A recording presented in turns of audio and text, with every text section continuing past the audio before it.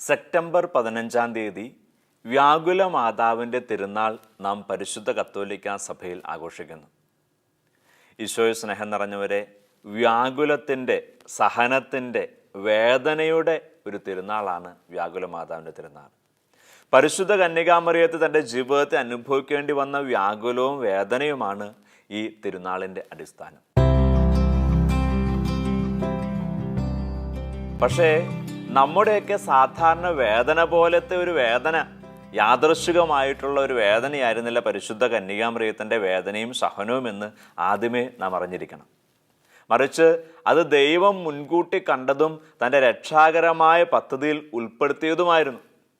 അതുകൊണ്ടാണല്ലോ നാം കാണുന്നു, ഉണ്ണിയായ ഈശോയെ ദേവാലയത്തിൽ കാഴ്ചവെക്കാൻ വേണ്ടി പരിശുദ്ധ കന്യകാമറിയം യൗസേപ്പിനോട് ചേർന്ന് ദേവാലയത്തിലേക്ക് വരുമ്പോൾ ദേവാലയത്തിൽ നേർച്ച കാഴ്ചകളൊക്കെ സമർപ്പിച്ചവർ മടങ്ങും നേരം ഇതാ പരിശുദ്ധനും പ്രവാചകനുമായ ശമയോൻ എന്ന് പറയുന്ന വ്യക്തി ഈ ഉണ്ണിയെ, ഈശോയെ കയ്യിലെടുത്ത് ഇപ്രകാരം പ്രവചിക്കുവാണ്.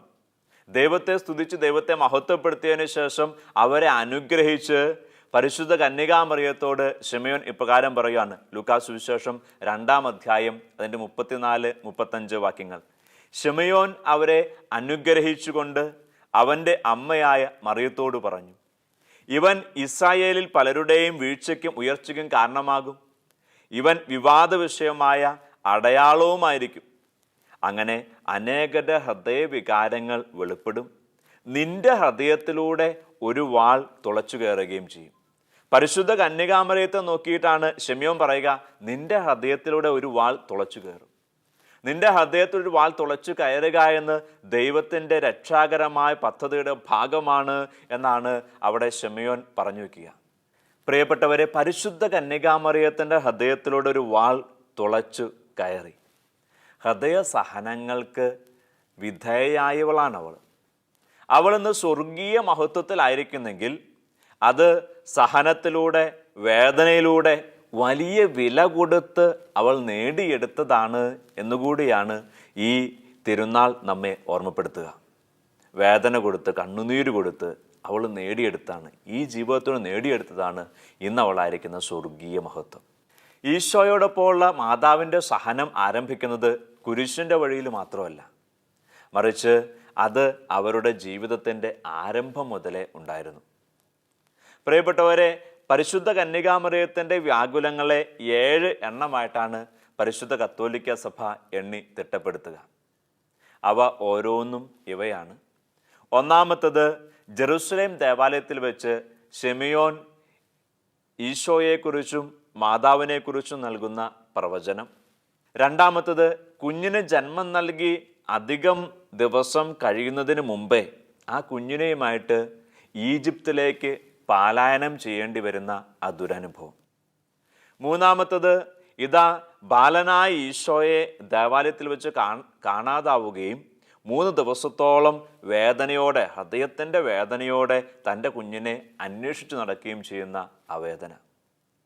നാലാമത്തേത്, കുരിശുമായി കൊലക്കളത്തിലേക്ക് തൻ്റെ മകൻ നടന്നു നീങ്ങുന്നത് കണ്ണുനീരോടെ കണ്ടു നിൽക്കുന്ന ആ അമ്മയുടെ വേദന. അഞ്ചാമത്തേത്, തൻ്റെ മകൻ കുരിശിൽ കിടന്ന് ചോര വാർന്ന് ശ്വാസം മുട്ടി പിടഞ്ഞു മരിക്കുന്നത് കണ്ടു നിൽക്കുന്ന ആ അമ്മയുടെ വേദന. ആറാമത്തേത്, തൻ്റെ മകൻ്റെ മൃതശരീരം, ഈശോയുടെ മൃതശരീരം കുരിശിൽ നിന്നിറക്കി തൻ്റെ മടി കിടത്തുമ്പോൾ ആ മടിയിൽ ജീവനറ്റ മകൻ്റെ ശരീരം കിടത്തപ്പെടുമ്പോൾ ആ അമ്മയ്ക്കുണ്ടാകുന്ന വേദന.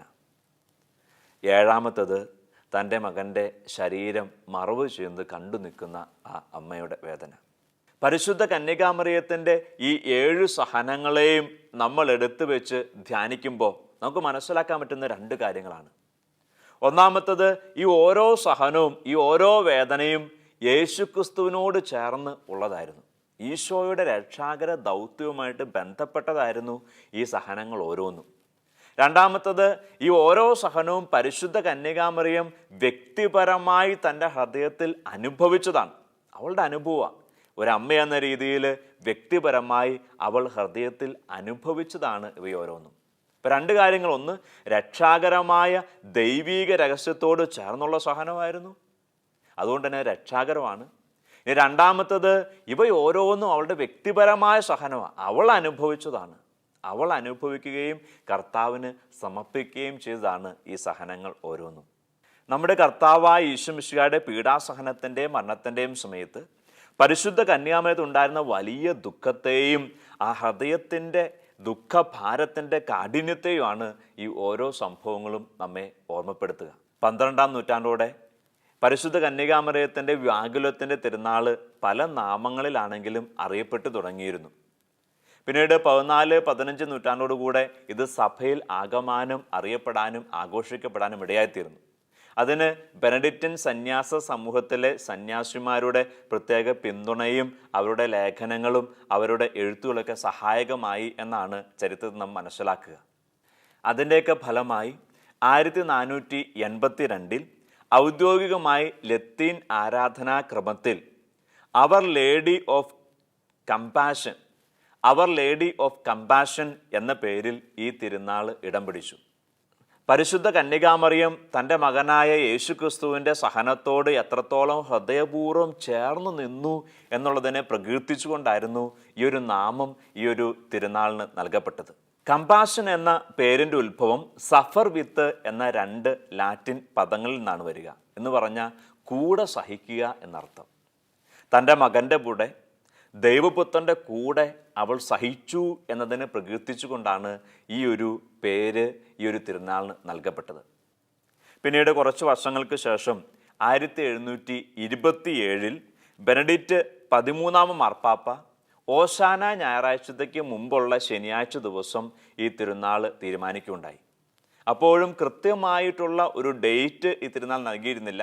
മറിച്ച് ഓശാന ഞായറാഴ്ച മാറി മാറി വരുമല്ലോ, അങ്ങനെ മാറി മാറി വരുമ്പോൾ അതിനു മുമ്പുള്ള വെള്ളിയാഴ്ച ദിവസം ഈ വ്യാകുലമാതാവിൻ്റെ തിരുനാൾ ആഘോഷിക്കാം എന്ന് മാർപ്പാപ്പ തീരുമാനിച്ചു. പിന്നീടും കുറേ വർഷങ്ങൾക്ക് ശേഷം വിശുദ്ധ 10-ാം പിയൂസ് മാർപ്പാപ്പ 1814 ഈ തിരുനാൾ വിശുദ്ധ കുരിശിൻ്റെ തിരുനാളിന് ശേഷം വരുന്ന ദിവസം, അതായത് സെപ്റ്റംബർ 15-ാം തീയതി ആഘോഷിക്കാമെന്ന് തീരുമാനിക്കുകയുണ്ടായി. കാരണം വിശുദ്ധ കുരിശ് സൂചിപ്പിക്കുന്നത് ദൈവപുത്രനായ യേശുക്രിസ്തുവിൻ്റെ സഹനമാണല്ലോ.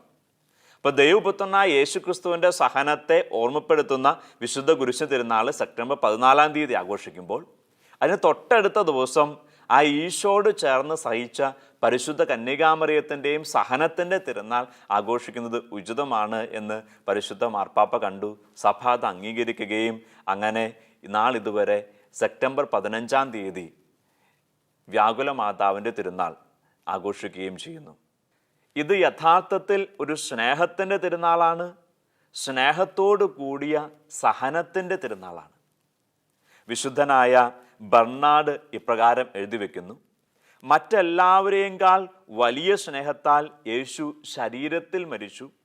പരിശുദ്ധ കന്യകാമറിയമാകട്ടെ യേശുവിൻ്റേതൊഴിച്ച് മറ്റെല്ലാവരുടേതിനേക്കാൾ വലിയ സ്നേഹത്താൽ ആത്മാവിൽ മരിച്ചു.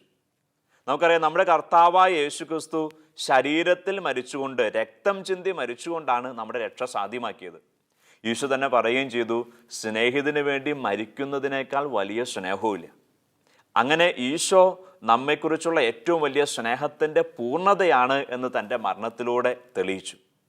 അങ്ങനെയെങ്കിൽ ഇതാ പരിശുദ്ധ കന്യകാമറിയം ശരീരത്തിൽ അവൾ നമുക്ക് വേണ്ടി മരിച്ചില്ല എങ്കിലും തൻ്റെ പുത്രൻ്റെ സഹനത്തോടും മരണത്തോടും ചേർന്ന് നിൽക്കുക വഴിയായിട്ട് ആത്മാവിൽ അവൾ മരിക്കുകയായിരുന്നു. അവൾ എന്തിനു വേണ്ടി ആത്മാവിൽ മരിച്ചു?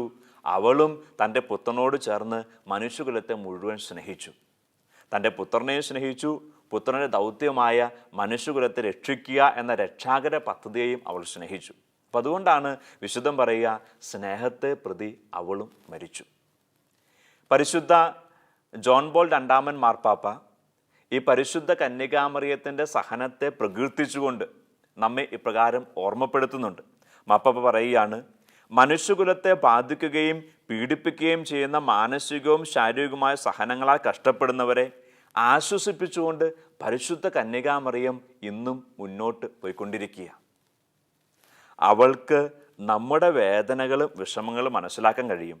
കാരണം അവൾ ബെത്ലഹേം മുതൽ ഗാഗുൽത്ത വരെ സഹിച്ചവളാണ്. പ്രിയപ്പെട്ടവരെ, പരിശുദ്ധ മാർപ്പാപ്പയുടെ വാക്കുകൾ നമുക്കൊന്നുകൂടി ഓർക്കാം. ഇന്ന് ഈ ലോകത്തിൻ്റെ സഹനങ്ങളും വേദനകളും മനസ്സിലും ശരീരത്തിലൊക്കെ അനുഭവിക്കുന്നവരാണ് നമ്മൾ. അങ്ങനെയെങ്കിൽ നമ്മുടെ സഹനത്തിൽ, നമ്മുടെ വേദനയിൽ നമുക്ക് ആശ്വാസമായി പരിശുദ്ധ കന്യകാമറിയം അന്ന് എന്ന പോലെ ഇന്നും നമ്മുടെ കൂടെ നടക്കുക. പരിശുദ്ധ കന്യകാമറിയത്തിന് നമ്മുടെ സഹനങ്ങളെ മനസ്സിലാക്കാൻ പറ്റും. കാരണം അവൾ ഈ ലോകത്തിൽ വെച്ച് സഹിച്ചവളാണ്, വേദന അറിഞ്ഞവളാണ്. അവളുടെ സഹനം എന്ന് പറയുന്നത് ബെത്ലഹേം മുതൽ ഗാഗുൽത്ത വരെ നീണ്ടു നിൽക്കുന്നതായിരുന്നു. ഒരു പക്ഷേ ഒരു അമ്മയ്ക്ക്, ഒരു ഭാര്യയ്ക്ക്, ഒരു കുടുംബിനിക്ക് സഹിക്കാൻ പറ്റുന്ന എല്ലാ സഹനങ്ങളിലും അവൾ ഈശോടൊപ്പം പങ്കുചേർന്നിട്ടുണ്ട്. അങ്ങനെ സഹനത്തിൻ്റെയും കണ്ണുനീരിൻ്റെയും വിലയറിയാവുന്ന ഒരമ്മയാണ് സ്വർഗത്തിൽ നമുക്കുള്ളത് എന്ന വിശ്വാസം നമുക്ക് ആശ്വാസമായിട്ട് മാറും. നമ്മുടെ സഹനത്തിൽ നാം വിളിച്ചപേക്ഷിക്കുമ്പോൾ, കണ്ണീരോട് നമ്മൾ പ്രാർത്ഥിക്കുമ്പോൾ, നമ്മുടെ കണ്ണുനീരും നമ്മുടെ ബലഹീനതയും നമ്മുടെ വേദനയും മനസ്സിലാക്കാൻ പറ്റുന്നവളാണ് പരിശുദ്ധ കന്യകാമറിയം. ആ പരിശുദ്ധ കന്യകാമറിയത്തിൻ്റെ സഹനത്തിൻ്റെ തിരുനാൾ നാം ഇന്ന് ആഘോഷിക്കുമ്പോൾ നമ്മുടെ സഹനങ്ങളും നമുക്ക് ഈശോയോട് ചേർത്ത്, പരിശുദ്ധ കന്യകാമറിയത്തോട് ചേർത്ത് സ്വർഗത്തിലേക്ക് സമർപ്പിക്കാം. അവയൊക്കെ രക്ഷാകരങ്ങളായിട്ട് മാറട്ടെ. ഈ തിരുനാൾ ഓർമ്മപ്പെടുത്തുന്ന 2 കാര്യങ്ങൾ. ഒന്നാമത്തത്, പരിശുദ്ധ കന്യകാമറിയത്തിൻ്റെ സഹനം രക്ഷാകരമായ സഹനമാണ്. ഇത്രത്തോളം ഈശോയോട് ചേർന്ന് സഹിക്കുക വഴിയായിട്ട് അവൾ സ്വർഗീയ മഹത്വത്തിൻ്റെ കാരണമായി തീർന്നുവെങ്കിൽ, ഈശോയോടുള്ള സ്നേഹത്തെ പ്രതിയാണ് അവൾ ഇത്രത്തോളം സഹിച്ചത് എങ്കിൽ, അവളുടെ വാക്കിനും അവളുടെ മധ്യസ്ഥത്തിനും ഇന്ന് സ്വർഗം വലിയ വില കൊടുക്കുന്നുണ്ട്.